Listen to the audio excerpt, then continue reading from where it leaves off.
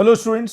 तो again I welcome you to my YouTube channel. और student, आज वाले वीडियो के अंदर जो अब हम लोग डिस्कस करेंगे, लास्ट वीडियो के अंदर मैंने आपको लेजर वाला टॉपिक समझाया था and today we are going to discuss chapter number 10 of the book. मैं टीएस ग्रेवाल बुक फॉलो कर रहा हूं और चैप्टर नंबर 10 हम लोग डिस्कस करेंगे जिसका नाम है cash book, special purpose book, और हेडिंग लिखना है कैश बुक। बहुत बेसिक से मैं कंसेप्ट समझाऊंगा और मैं 100% प्रॉमिस करता हूं आपको पूरा कंसेप्ट अच्छे से समझ में आ जाएगा, ठीक है ना। अब स्टूडेंट, हम लोगों ने बच्चों पता है, एक तो हमने टॉपिक पढ़ा था, आपको ध्यान होगा, जर्नल, ठीक है ना। अभी हमने टॉपिक डिस्कस किया था कुछ दिनों पहले, जर्नल, जिसका वीडियो आप देख चुके होंगे। एक हमने टॉपिक डिस्कस किया था लास्ट, जो लेजर, और मैं अज्यूम कर रहा हूं लेजर आपने देख लिया, उसके बाद ही आप इस टॉपिक पे आ रहे हो, क्योंकि अगर आपको लेजर नहीं आता है तो डायरेक्ट बिना लेजर के कैश बुक नहीं आएगी, सबसे पहली बात ध्यान रखना, ठीक है ना। और बिना जर्नल के लेजर नहीं आएगा, तो सारा सीक्वेंस कनेक्टेड है, ठीक है ना। अब कैश बुक का पर्पस क्या होता है, तो एक बहुत सिंपल लॉजिक समझो। मैं तुमसे एक एग्जांपल पूछता हूं।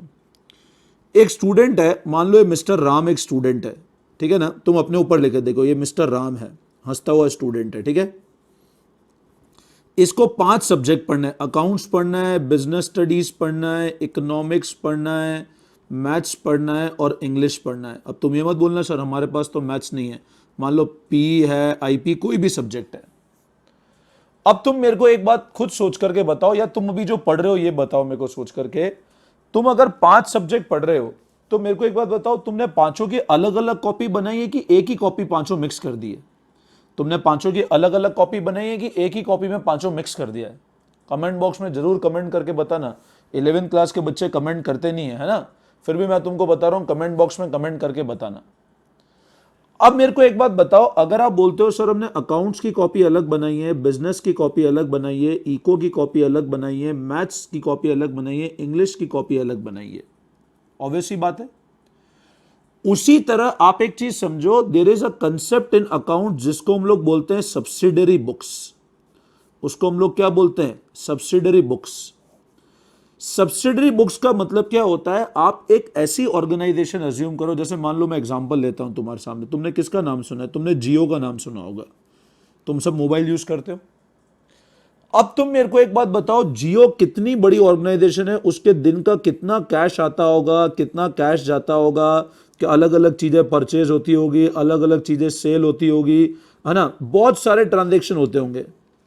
अब जब तुम ये बोलते हो सर हम हर सब्जेक्ट की कॉपी अलग अलग बना रहे हैं, तो आप एक बात बताओ, एक कंपनी जिसका टर्नओवर मान लो 5,000 करोड़ का टर्नओवर है, या एक कंपनी जिसका टर्नओवर 500 करोड़ का है, या छोड़ो, एक कंपनी जिसका टर्नओवर 1 करोड़ का है, बड़ा अमाउंट है। बड़ा भी छोड़ो, अगर छोटा अमाउंट भी है, या कोई बच्चा नहीं भी पढ़ता है, जो नालायक बच्चा है वो भी तो कॉपी अलग अलग बनाता है। तो कंपनी कैसी भी हो, लेकिन जब सारे ट्रांजैक्शन, अपन जर्नल में तो क्या सीखते थे, एक ही बुक प्रिपेयर कर रहे हैं, कैश की एंट्री भी उसी में कर रहे हैं, परचेज की एंट्री भी उसी में कर रहे हैं, सेल की एंट्री भी उसमें ही कर रहे हैं, असेट खरीदा तो भी एक ही बुक में एंट्री कर रहे हैं। लेकिन मेरे को एक बात बताओ, जब बिजनेस का वॉल्यूम बहुत बड़ा हो जाएगा, अगर वॉल्यूम बहुत बड़ा हो जाएगा, तो आप कैसे सब कुछ एक ही कॉपी, एक ही बुक में मेंटेन करोगे? आप मेरे को एक बात बताओ, जब आप एक ही कॉपी में अकाउंट्स पढ़ो, 2 पेज पे अकाउंट्स है, अगले पेज पे बिजनेस है, 3 पेज बाद इको है, फिर अकाउंट्स है, फिर मैथ्स है, फिर इंग्लिश है, फिर अकाउंट्स है, फिर बिजनेस है, एक ही कॉपी मेंटेन्ड है, तो क्या तुमको कुछ समझ में आएगा? सर्टेनली आपका आंसर होगा सर हमको कुछ भी समझ नहीं आएगा। वही प्रॉब्लम बिजनेस के साथ आती है, जब बिजनेस के अंदर इतने सारे ट्रांजैक्शन है, कैश का अलग है, परचेज का अलग है, सेल का अलग है, असेट के ऊपर डेप्रिसिएशन अलग लगाना है, तो बेसिकली बिजनेस क्या करता है, जो बुक्स होती है उनको डिवाइड कर देता है, और डिवाइड करके ये बोलता है जो जिसका ट्रांजैक्शन है उस कॉपी में जाएगा। जो सब्जेक्ट, मैं अकाउंट्स पढ़ाता हूं मेरी कॉपी अलग है, तुम बिजनेस पढ़ते होंगे उसकी कॉपी अलग है, इको पढ़ते हो उसकी कॉपी अलग है। तो इसी तरह बिजनेस भी ये बोलता है जो जिसका ट्रांजैक्शन है वो उसी बुक में जाएगा। Means we would be maintaining a separate book for each transaction. हर ट्रांजैक्शन के लिए अलग अलग बुक मेंटेन होगी। अगर कैश है तो कैश बुक मेंटेन होगी, परचेज है तो परचेज बुक मेंटेन होगी, सेल है तो सेल बुक मेंटेन होगी। मतलब बहुत सिंपल सा लॉजिक है, to record different transaction the different type of subsidiary books will be maintained. आई बात समझ में? कैश के सारे ट्रांजैक्शन कैश बुक में होंगे। परचेज, अब परचेज वर्ड और सेल वर्ड तुमको पता होगा, अकाउंट से मैं काफी बार बता चुका हूं, बट मेरे को पता है तुम लोग भूल जाते हो।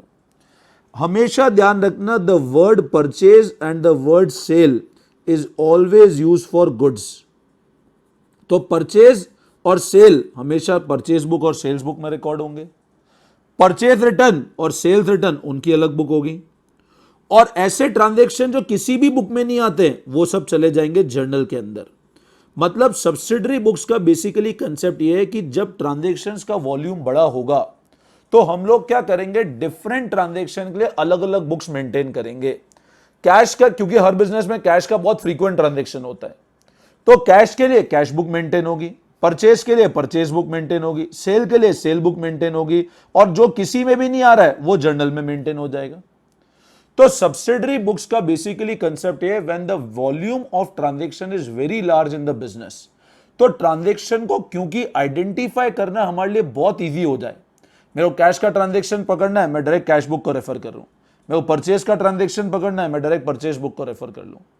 तो कोई भी ट्रांजैक्शन को पकड़ने के लिए हम लोग क्या करते हैं, different type of subsidiary books maintain करते हैं, और जो सब्सिडरी बुक्स जिस कैटेगरी की है उसी बुक के अंदर उसका ट्रांजैक्शन रिकॉर्ड होगा। आई बात समझ में? This is the basic concept of subsidiary books. मतलब हर बुक का, हर ट्रांजैक्शन की अलग अलग बुक मेंटेन करेंगे, और जो ट्रांजैक्शन जिस बुक में जाएगा वही वहीं रिकॉर्ड होगा। अब इस चैप्टर के अंदर हम लोग जो बुक पढ़ेंगे वो कैश बुक पढ़ेंगे, और अगले चैप्टर में हम लोग ये डिफरेंट टाइप ऑफ बुक्स पढ़ेंगे। मतलब सबसे इंपॉर्टेंट सब्सिडरी बुक है दैट इज कैश बुक। तो पहले बेसिक नोटिंग करते हैं, फिर मैं आपको धीरे धीरे सारी चीजें समझाता जाता हूं, ठीक है ना? तो अब तुम लोग एक बार फटाफट नोटिंग करेंगे।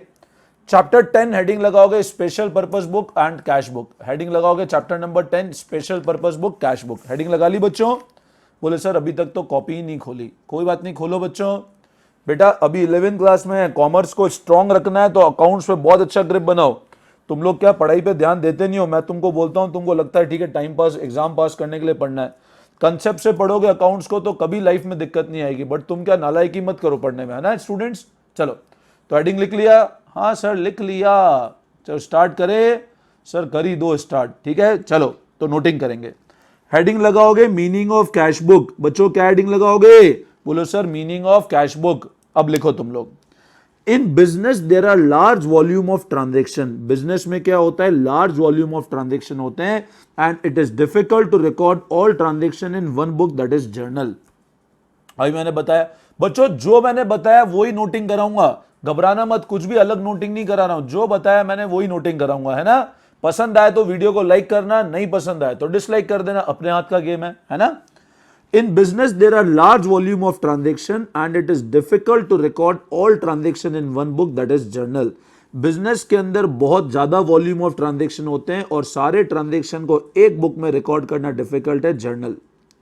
Cash book is a book which is use to record all the transaction relating to cash and bank. ध्यान से सुनना, cash book is a book, cash book एक ऐसी बुक है जो ट्रांजेक्शन रिकॉर्ड करती है सारे के सारे, कौन से? कैश और बैंक के। All the transaction relating to cash and bank are recorded in a separate book known as cash book. मतलब कैश बुक के अंदर सिर्फ और सिर्फ कौन से ट्रांजैक्शन रिकॉर्ड होंगे? Which is relating to cash and bank. तो सुनना बच्चों, cash book is a book which is use to record all the transaction relating to cash and bank. All the transaction relating to cash and bank are recorded in a separate book known as cash book. एक अलग से किताब खोल दी जाएगी, उसमें record होंगे, जिसका नाम क्या है? Cash book. फिर से ध्यान देना, कैश बुक एक ऐसी बुक है which is use to record all the transaction relating to cash and bank. मतलब कैश और बैंक के ट्रांजेक्शन, इसके अलावा कुछ भी नहीं बोला। All the transaction relating to cash and bank are recorded in a separate book known as cash book. Cash book is divided into two parts. अब कैश बुक दो तरह की होती है, मैं आगे भी बताने वाला हूं, single column cash book and double column cash book.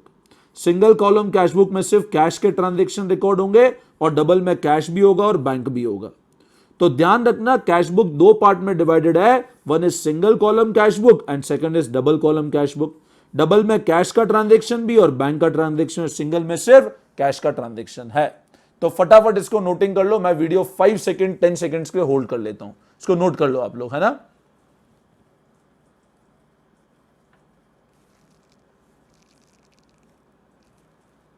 चलो ये नोट कर लिया, अब हम आगे नोटिंग करते हैं, ठीक है ना। नाउ अब डिविजन्स ऑफ जर्नल और various type of subsidiary books, मतलब कौन कौन सी अलग अलग तरह की सब्सिडरी बुक्स है, तो इस पे ध्यान देंगे हम लोग, ठीक है ना। अब बच्चों कौन कौन सी तरह की सब्सिडरी बुक है, जो पहली बुक है उसका नाम है कैश बुक, अभी मैं वही चैप्टर पढ़ा रहा हूं, first book. Purchase book to record credit purchase of goods, यहां एक वर्ड क्या बोला, क्रेडिट। अगर कैश परचेज होगा तो कैश बुक में चली जाएगी, मैंने भी बताया कैश के सारे ट्रांजेक्शन कैश बुक में। परचेज बुक में वैसे मैं आगे बढ़ाऊंगा, बट ध्यान रखना गुड्स, अगर कोई भी ऐसी चीज है जो गुड्स में बिलोंग नहीं कर रही है। अब तुम ये मत पूछना सर गुड्स का मतलब क्या है, मैंने बताया था गुड्स का मतलब क्या होता है, जिसमें मैं प्राइमरीली डील करता हूं। एलसीडी शोरूम वाले के लिए एलसीडी गुड्स है, बट कार उसके लिए गुड्स नहीं है। एलसीडी शोरूम वाला एलसीडी परचेज करेगा तो परचेज बुक में नहीं आएगा, एलसीडी शोरूम वाला एलसीडी परचेज करेगा तो परचेज बुक में आएगा। तो रिकॉर्ड क्रेडिट मतलब उधार पे खरीदा तो ही परचेज बुक में जाएगा, अगर कैश पे खरीदा तो कैश बुक में चला जाएगा। Sales book to record credit sale of goods, अगर कैश में बेचा तो कैश बुक में जाएगा, लेकिन क्या, सिर्फ गुड्स। अब एलसीडी शोरूम वाला एलसीडी बेच रहा है तो ही तो गुड्स है, एलसीडी शोरूम वाला कार बेच रहा है वो गुड्स नहीं है, तो अगर कार वो कैश में बेच रहा है तो कैश बुक में। अब तुम बोल सकते हो सर अगर कार उधार पे बेची तो इधर नहीं आएगा, क्योंकि ये तो गुड्स की बात करती है दोनों बुक्स, तो अब पढ़ते हैं आगे कहां आएगा। परचेज रिटर्न बुक अलग है, सेल्स रिटर्न बुक अलग है, गुड्स अगर वापस आए तो इनका रिवर्स हो जाएगा। अब बात करता हूं जर्नल की, तो ऐसे कोई भी ट्रांजेक्शन, 6 तरह की सब्सिडरी बुक है, ध्यान रखना, cash book, purchase book, cell book, purchase return, cell return, journal. अब कोई भी ऐसा ट्रांजेक्शन जो किसी भी बुक में नहीं आ रहा है, मान लो इसमें भी नहीं आ रहा है, इसमें भी नहीं आ रहा है, इसमें भी नहीं आ रहा है, जैसे मान लो मैंने कार क्रेडिट पे खरीदी, अब मैं अगर मेरे लिए कार गुड्स नहीं है, मान लो मैंने खरीदी, मैं तुमको पढ़ा रहा हूं, अब बताओ मेरे लिए कार गुड्स है क्या, आप बोलोगे नहीं, तो मेरे लिए मैंने कार अगर कैश पे खरीदता तो कैश बुक में जाएगा। बच्चों कैश का तो कोई भी ट्रांजैक्शन कैश बुक में जाएगा, भले वो गुड्स का हो या गुड्स का नहीं हो, बट परचेज बुक और सेल्स बुक सिर्फ गुड्स के ट्रांजैक्शन को रिकॉर्ड करेगी। अब मैंने कार खरीदी उधार पे, तो यहां नहीं आएगा, परचेज बुक में आएगा नहीं, इधर नहीं आएगा, कहां पे जाएगा, that will be transfer to journal proper. तो जर्नल के अंदर ध्यान रखना सिर्फ वो ट्रांजैक्शन जाएंगे जो इनमें से किसी भी बुक में नहीं आते हैं। आई बात समझ में। तो कैश बुक कैश और बैंक के ट्रांजैक्शन के लिए, purchase book credit purchase of goods के लिए, sales book credit sale of goods के लिए, purchase return sales return, purchase return ये गुड्स बेचे दोबारा है परचेज रिटर्न, ये गुड्स खरीदे दोबारा है परचेज रिटर्न, ये गुड्स बेचे दोबारा है सेल्स रिटर्न बुक में। आई बात समझ में। नाउ अब अगर मैं बात करता हूं what is the concept of cash book, तो cash book is a book of primary entry. Primary मतलब पहली बार ट्रांजैक्शन रिकॉर्ड होते हैं। जर्नल भी मैंने बताया था प्राइमरी एंट्री की बुक है। Containing all cash transaction, credit transaction कभी नहीं आता है, कैश वो किसी भी फॉर्म में हो, कैश ट्रांजैक्शन गुड्स का हो, असेट का हो, वो सब इधर ही आएंगे। तो cash book is a book of primary entry containing all cash transaction. It record only cash and bank transaction, सिर्फ कौन से रिकॉर्ड करेगी, या तो कैश के या बैंक के ट्रांजैक्शन, ठीक है। अब कैश रिसिप्ट और चेक रिसिप्ट, अगर कैश आया और चेक आया, अपन ने रिकॉल में भी ये टर्म पढ़ा था, अगर असेट बढ़ता है तो अपन डेबिट साइड करते हैं, घटता है तो क्रेडिट साइड। तो कैश आया या चेक आया तो record on debit side, cash payment और चेक पेमेंट तो रिकॉर्ड ऑन क्रेडिट साइड। तो अगर कैश आया या चेक आया तो डेबिट साइड, पेमेंट है तो क्रेडिट साइड, ठीक है। Serve the purpose of both journal and ledger. अब यहां पर पता है, अभी मैं तुमको एक बेसिक आइडिया दे रहा हूं, कैश बुक बन रही है, जैसे परचेज बुक बन रही है, तो अपन परचेज अकाउंट भी बनाएंगे, कैसे बनाएंगे वो आगे मैं बताऊंगा। सेल्स बुक बन रही है तो हम लोग सेल्स अकाउंट भी बनाएंगे। परचेज रिटर्न बुक बन रही है, परचेज रिटर्न अकाउंट भी बनेगा। नॉर्मल ये जर्नल है और इसके बाद वापस लेजर बनेगा। बट ध्यान रखना, अगर कैश बुक बन रही है तो कैश बुक में अगर बना रहे हो तो कैश अकाउंट नहीं बनेगा। Cash book serve the purpose of both journal as well as ledger, मतलब कैश बुक अगर बन रही है तो जर्नल और लेजर दोनों का पर्पस सर्व करेगी कैश बुक। आई बात समझ में। नाउ अब अगला नोटिंग कर लो, तो टाइप्स ऑफ कैश बुक अभी मैंने बताया। तो कैश बुक बच्चों ध्यान रखना मेनली 2 पार्ट में डिवाइडेड है। Single column cash book for recording cash transaction only, double column cash book for recording both cash and bank transaction. अब सिंपल कैश बुक या सिंगल कॉलम कैश बुक अब कैसे बनता है वो ध्यान रखना, लेजर आना चाहिए। लेजर नॉर्मल अकाउंट की तरह है बट लेजर आना चाहिए, लेजर आएगा तो ही कर पाओगे। Looks like a normal ledger account, simple cash book भी कहते हैं, सिंगल कॉलम कैश बुक, मतलब जिसमें सिर्फ कैश के ट्रांजेक्शन रिकॉर्ड होंगे। अगर कैश और बैंक दोनों है तो डबल कॉलम कैश बुक में चले जाओगे। तो looks like a normal ledger account containing receipt on debit side, ऐसा ही होता है, कैश बढ़ेगा तो debit side, payments on credit side. Simple cash book normal format है, डेट पर्टिकुलर, एलएफ, एलएफ कभी काम आता नहीं है ना, एक फॉर्मेट में बता रहा हूं, बाकी आगे एलएफ बनाऊंगा नहीं। Amount, date particular, LF amount, ये डेबिट साइड, ये क्रेडिट साइड, नॉर्मल लेजर का फॉर्मेट है। ये पर साइड को रिसिप्ट साइड बोलेंगे, ये साइड को हम लोग पेमेंट साइड बोलेंगे। आई बात समझ में? तो अब हम लोग सिंपल कॉलम कैश बुक के जब क्वेश्चन करते हैं तो तुमको और ढंग से कंसेप्ट क्लियर हो जाएगा। इस वीडियो को मैं 10 सेकंड होल्ड कर लेता हूं, फटाफट इसको नोटिंग कर लो, ठीक है ना। अब इसके बाद तुम लोग अपन डायरेक्ट क्वेश्चन से स्टार्ट करेंगे तो तुमको पूरा कंसेप्ट ढंग से समझ में आ जाएगा। मैं क्वेश्चन कराऊंगा तब तुमको बिल्कुल अच्छे से चीजें क्लियर हो जाएगी, ठीक है ना। हो गया? चलो अब हम लोग आ जाते हैं क्वेश्चंस पे। तो कम टू, तो स्टूडेंट देखो, we start with page number 10.37 से मैं स्टार्ट कर रहा हूं एंड क्वेश्चन नंबर 1 ले रहा हूं। मैं आपको इस क्वेश्चन के साथ साथ पूरा कंसेप्ट ढंग से समझाता हुआ चलूंगा, ठीक है, तो तुम ध्यान देना। Enter the following transaction Rupinder in his single column cash book and balance it. Question clearly बोल रहा है सिंगल कॉलम कैश बुक बनानी है। अब है ना, मैंने आपको बताया ना, ये चैप्टर तुमको अगर लेजर आता होगा तो बहुत ईजी हो जाएगा, ठीक है ना। अपने को जर्नल एंट्री नहीं करनी है, अपने को लेजर पोस्टिंग के थ्रू समझना है। क्वेश्चन बोल रहा है बिजनेस स्टार्टेड, ये सारे ट्रांजेक्शन बोल रहे हैं, ठीक है ना। तो मैं स्टार्ट करता हूं, देखो पहले मैं फॉर्मेट बना देता हूं, पेज नंबर 10.37 और क्वेश्चन नंबर 1 है, ठीक है ना। तो I prepare a format, page number 10.37 question number 1, ठीक है। तो मैं पूरा फॉर्मेट बना देता हूं, सिंपल कॉलम कैश बुक, और सिंपल कैश बुक है single column cash book. LF के कॉलम की बहुत ज़्यादा नीड नहीं है, तो आप नहीं बनाओगे तो भी चलेगा वो, है ना बच्चों। तो date particulars amount and date particulars amount, this is single column cash book, ठीक है। मैंने कॉलम बनाया date particulars amount, date particulars and amount, दोनों साइड बना दी, debit side and credit side, ठीक है। Now starting with the question, ध्यान देना सब लोग, है ना बच्चों। बच्चों ध्यान से समझना बेटा, है ना, बहुत सिंपल कंसेप्ट है। अब आपको पता है this side is receipt side and this side is payment side. Cash बढ़ेगा तो इधर आएगा, कैश घटेगा तो इधर आएगा। If cash will increase it will be recorded on debit side and if cash will decrease it will be recorded on credit side, ठीक है ना। Now starting with the question, अब ध्यान से सुनो मेरी बात।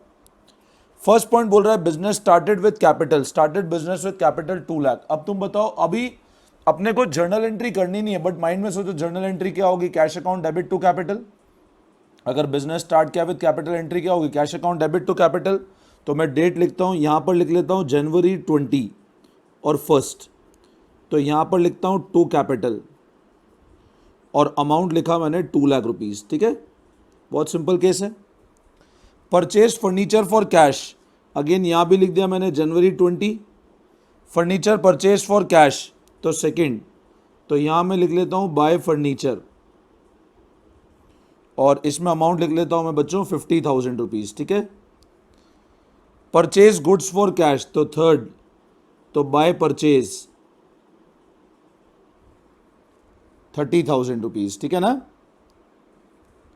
पेड फ्रेट, तो फिफ्थ, तो bye freight.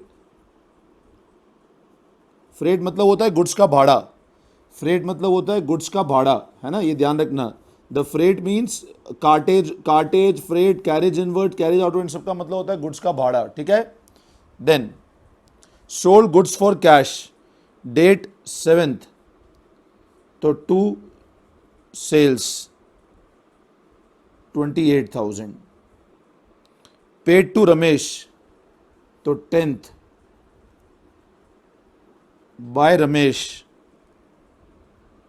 20,000। Again sold goods for cash, तो क्योंकि कैश बढ़ रहा है ना, एंट्री जो होती है वही पोस्टिंग करनी है, बस सिंपल, तो लिख दिया मैंने 10,000। पेड वेजेस, तो 20th को by wages again 10,000। Purchase goods from Raj on credit, अब गुड्स खरीदे क्रेडिट पे, अब क्रेडिट ट्रांजेक्शन कैश बुक में नहीं आते हैं, तो मैं यहाँ लिख लेता हूँ goods purchase on credit, goods purchased on credit will be recorded in purchase book, ध्यान रखना ये वाला point, will be recorded in purchase book and not in cash book, and not in cash book. Getting my point? Goods purchased on credit will be recorded in purchase book and not cash book. Paid rent by check, तो check से payment किया तो bank involve है तो वो भी यहाँ नहीं आएगा, तो rent paid by cheque, rent paid by cheque leads to decrease in bank balance, और हम सिंगल कॉलम कैश बुक बना रहे हैं, decrease in bank balance, not cash in hand, इसलिए वो भी यहाँ नहीं आएगा। ठीक है, अब इसको हम लोग टोटल कर लेते हैं, तो ये टोटल आता है 2,38,000। सिमिलरली ये भी टोटल आएगा 2,38,000। तो ईयर एंड हुआ, तो ईयर सॉरी मंथ एंड हो गया 31st, तो बाय बैलेंस कैरीड डाउन। अब 50, 30, 80, 1,00,000, 110, 110, 500, तो ये आ जाएगा अपना 127,500। इसका मतलब मैं तुमको पहले ही बताया था दिस इज डेबिट बैलेंस, तो मतलब अपने पास में फाइनल कैश इन हैंड कितना बचा है, इसका मतलब हुआ कैश इन हैंड 31 जनवरी को कितना है अपने पास में 127,500। आई बात समझ में? तो this was unsolved question number 1 what we have discuss. ठीक है, नाउ इसी तरह हम लोग coming to question number 2, we are coming to question number 2, तो ध्यान देना क्वेश्चन नंबर 2 पे नाउ। तो बच्चों अब उसी पेज पे coming to question number 2, prepare a simple column cash book of Gopal from the following transaction. Transaction given है, Gopal commence business with cash 2 lakh, purchase following asset for business, ये बिजनेस के लिए असेट खरीदे, payment made by cheque, cheque मतलब bank कम हुआ है, cash कम नहीं हुआ है ना, purchase goods from Bhushan in cash, paid wages for installation of machine, ये पूरा क्वेश्चन है हमारे सामने। ठीक है ना, तो अपन 1 बाय 1 पूरा ट्रांजेक्शन देख लेते हैं। गोपाल इंटरव्यू, तुम लोग बुक तुम्हारे सामने खोल के रखना है ना, मैं बुक हटा रहा हूँ है ना। नाउ मैंने सॉल्यूशन कर रखा है, मैं सारे पॉइंट तुमको सॉल्यूशन के 1 बाय 1 अच्छे से समझा देता हूँ। ये वाला वर्किंग बाद में देखना। First, Gopal commence business with cash, entry क्या होगी, cash account debit to capital, cash बढ़ेगा, देखो हमने कैश बढ़ा दिया to capital rupee 2 lakh. Purchase following asset for business, 4 अप्रैल का ट्रांजेक्शन है। अब बोल रहा है पेमेंट मेड बाय चेक, तो मैंने वर्किंग लिखा है, purchase of various asset but payment by cheque so will not be recorded here. मैं तुमको एंड में नोटिंग का टाइम दूंगा, तुमसे सिर्फ समझ लेना बच्चों है ना। अब मैं एंड में वीडियो होल्ड कर दूंगा, तुम लोग एक बार समझ लेना अच्छे से, साथ साथ में नोट मत करना है तो फिर दिक्कत होगी तुमको समझने में। Purchase goods from Bhushan in cash, तो बाय परचेज 40,000 हमने रिकॉर्ड कर दिया, कैश कम हुआ। Paid wages for installation machine, by machine 4,000, cash कम हुआ। कंप्यूटर रिपेयर चार्जेस, तो by repair 1,900, paid wages 15,000, postage का पेमेंट किया, स्टेशनरी का पेमेंट किया। Sold goods sold for cash, half the goods purchase from Bhushan to Anil Krishna at a profit of 25% and allowed him trade discount. अब अपन ने भूषण से जो goods खरीदे थे वो 40,000 के गुड्स खरीदे थे। क्वेश्चन बोल रहा है इसमें से आधे गुड्स बेच दिए, आधे मतलब 20,000 गुड्स बेचे, और क्वेश्चन बोल रहा है कितने प्रॉफिट पे बेचे, तो इसको हमने 25% प्रॉफिट पे बेचे हैं। तो 20,000 पे 25% का प्रॉफिट मतलब 5,000 का प्रॉफिट आएगा, तो 25,000 पे बेचें। और वापस क्वेश्चन बोल रहा है ट्रेड डिस्काउंट दिया है 5% का, सॉरी ट्रेड नहीं है 5 है, तो 5% इसके ऊपर निकालोगे तो 1250 ट्रेड डिस्काउंट आएगा। तो टोटल जो गुड्स बिके वो बिके 23,750 के। अब गुड्स बिके तो मैंने इधर लिख दिया टू सेल 23,750, तो मेन कॉलम में लिख देना है ना, यहाँ लिख देना 23,750, मैंने यहाँ पे मिस्टेक हो गया था इसलिए इसको इधर लिख दिया है, तुम यहाँ लिख देना 23,750। Payment to carpenter for repair to personal furniture, अब पर्सनल फर्नीचर तो ड्राइंग्स हो जाएगा 350 का, तो बाय ड्राइंग कैश कम हुआ। Paid for medical expensive Shrimati Gopal, तो बाय रेंट बाय ड्राइंग्स हो गया 1,800। इसी तरह 30th का पेड फॉर शॉप रेंट, तो बाय रेंट। अब इसका टोटल लगाया तो इन दोनों का टोटल 223,750 आता है, और माइनस कर दिया इसको, तो फाइनल जो बैलेंस बचेगा मेरे पास वो बैलेंस बच रहा है 155,350, फाइनल बैलेंस आता है 155,350। तुम लोग चेक कर लेना, बहुत इजी है, फटाफट इसको नोट कर लो। मैं वीडियो 10-15 सेकंड्स होल्ड कर रखा है मैंने, फटाफट नोटिंग कर लो। अगर तुमको टाइम कम लगता है तो तुम लोग वीडियो पॉज करके नोटिंग कर लेना एक बार, ठीक है ना।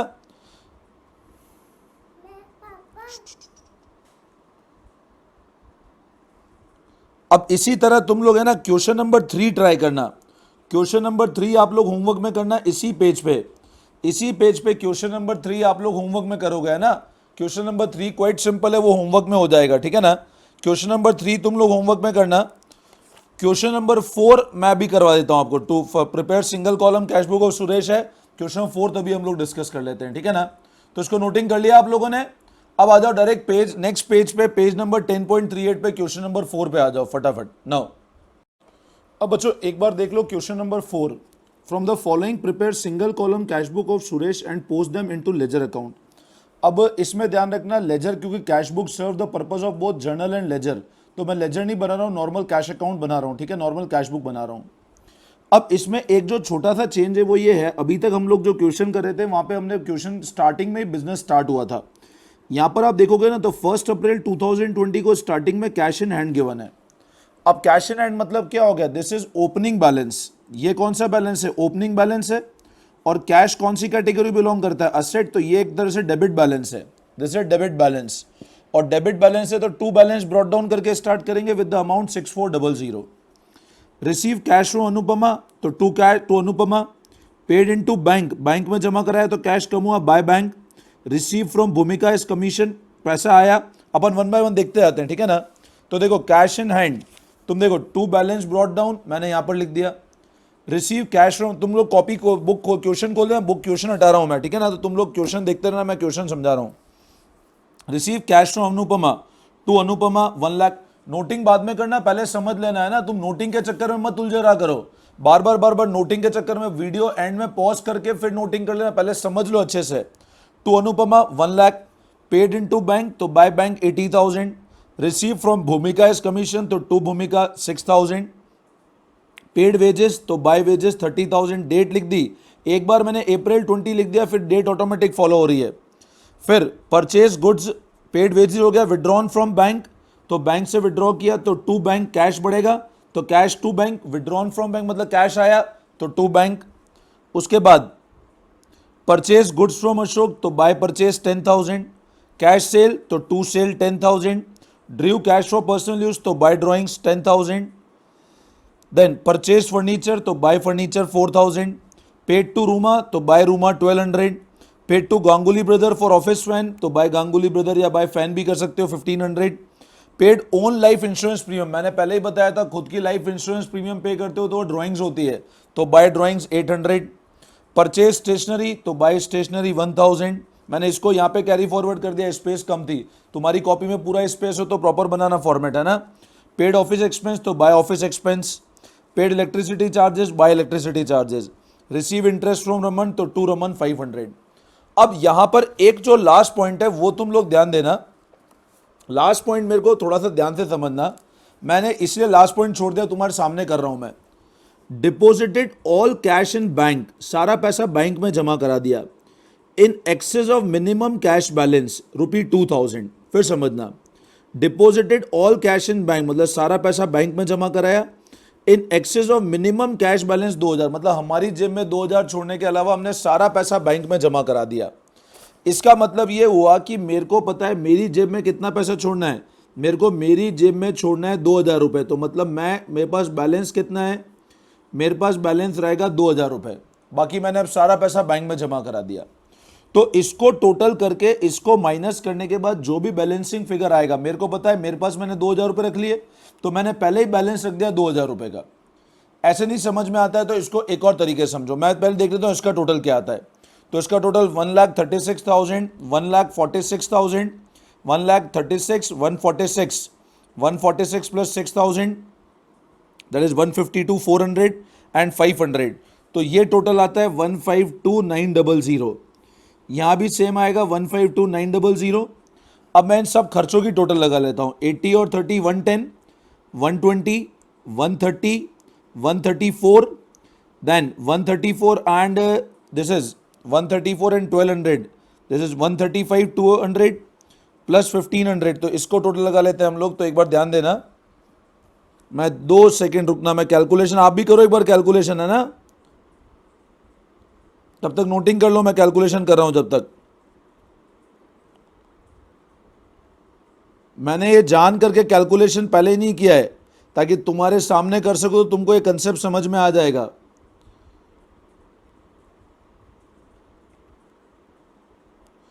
अब बच्चों यहां तक जो टोटल आता है वो आता है 139,100। अब मेरे को एक बात बताओ, 152,900 में मैं माइनस कर दूं 139,100, तो मेरे सामने जो बैलेंस बचता है 15, मैं फिर चेक कर लेता हूं एक बार, 80, 30, 110, 120, 130, 134, then 134 plus 1200 plus 1500 plus 800 plus 1600, ये आ रहा है 139,100। तो 152,900 में से मेरा ओवरऑल एक्सपेंडिचर हुआ है 13,800 का। मेरा ये फाइनल बैलेंस बचता है, इतना खर्चा हुआ, इतना रिसिप्ट था। अब इसमें क्वेश्चन ये बोल रहा है 2,000 रुपये कैश छोड़ना है, मतलब 2,000 रुपये कैश बैलेंस रिटेन करना है। तो हमने बैंक में जमा कितना करा है 11,800, तो वो जमा करा है तो वो यहाँ पे लिख दो बाय बैंक, और ये बैलेंसिंग फिगर है। इसका मतलब ये है कि मेरे को ये वाला बैलेंस ऑलरेडी गिवन है, तो बैलेंसिंग फिगर आएगा 11,800, मतलब मैंने बैंक में जमा करा दिया 11,800 रुपये। आई बात समझ में? ठीक है ना। तो बैंक में डिपॉजिट हुआ 11,800 रुपीज। ठीक है, तो ये हमने अभी अनसॉल्व 4 क्वेश्चन किए थे सिंगल कॉलम कैश बुक के। अब इस पैटर्न पे आप लोग क्या करना, सॉल्व के अंदर बच्चों, सॉल्व के अंदर क्या करना, इलस्ट्रेशन नंबर 1, इलस्ट्रेशन नंबर मैं बता देता हूं, सुनना एक बार मेरी बात। इसी पैटर्न पे इलस्ट्रेशन नंबर 1 होमवर्क करोगे, इलस्ट्रेशन नंबर 1 होमवर्क करोगे, इलस्ट्रेशन नंबर 3 होमवर्क करोगे, देन कंसेप्ट सिर्फ जो बोल रहा हूं वो देखना, इलस्ट्रेशन 2 हो जाएगा आराम से। चलो इलस्ट्रेशन 3 नहीं करना है, इलस्ट्रेशन 1 एंड 2, 1 एंड 2 ये 2 इलस्ट्रेशन होमवर्क करने हैं, that is on page number 10.12 के बिल्कुल पहले हैं। ठीक है ना, ये 2 होमवर्क करोगे, बस इतना काम कर लेना तो सिंगल कॉलम कैश बुक पूरा कंप्लीट हो जाएगा। तो समझ में आया सिंगल कॉलम कैश बुक का concept. Cash book serve the purpose of both journal as well as ledger. अब इस वीडियो में मैंने single column cash book discuss किया, अगले वीडियो में मैं डिस्कस करूंगा डबल कॉलम कैश बुक। ठीक है ना बच्चों, ये वीडियो समझ आया तो फटाफट वीडियो को लाइक कर देना, चैनल सब्सक्राइब कर देना और सबके साथ शेयर करना भूलना मत। ठीक है ना, कोई भी डाउट हो, मेरा फोन नंबर 9929411361 है। अगर आप रजिस्टर्ड स्टूडेंट है तो आपको रेगुलर बेसिस पे डाउट्स के रिवीजन और प्रैक्टिस शीट्स मिलती रहेगी। ठीक है, चलो, thank you all of you, best of luck.